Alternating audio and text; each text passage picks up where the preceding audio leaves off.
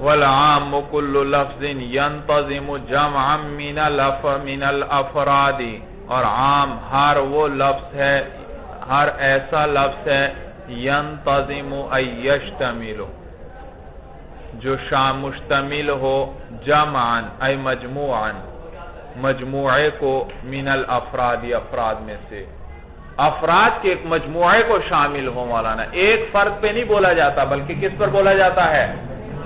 افراد کے، یعنی اس میں اب افراد آئیں گے، ما قبل والا خاص جو تھا اس میں افراد نہیں، سمجھ میں آیا؟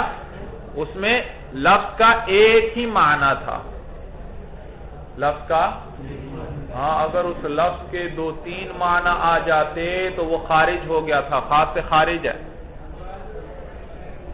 خاص سے خارج ہے،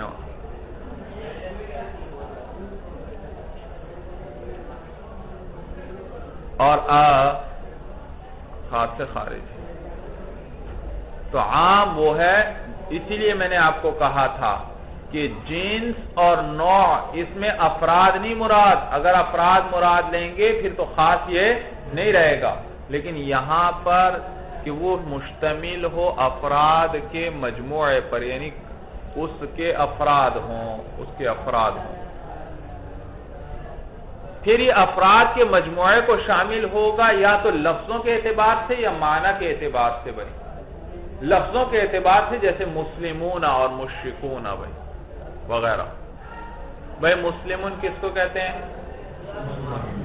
اور تو یہ مفرد ہے، اور اس کی ذرا جمع بناؤ بھائی مسلمون، اور مسلمون کا اطلاق کم از کم کتنے پر ہوگا؟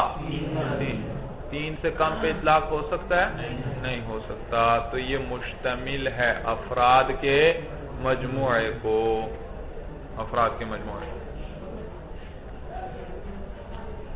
تو یہ مولانا مشتمل ہوگا، شامل ہوگا افراد کے مجموعے کو، اما لفظاً، یہ جو شمول ہے یا تو لفظاً ہوگا، کقولنا ان مسلمون، جیسے ہمارا کہنا مسلمون و مشرکون، تو یہ لفظوں کے اعتبار سے مولانا مجموعے پر بولے جاتے ہیں، مفرد پر نہیں بولے جاتے، وَإِمَّا مَعْنًا، یا کیا ہوگا مولانا؟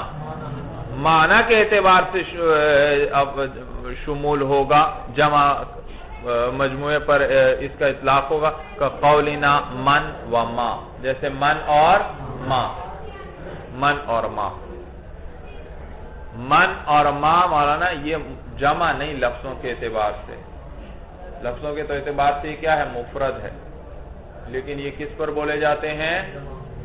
افراد کے مجموعے کے لیے استعمال ہوتے ہیں، سمجھ میں آیا بھائی؟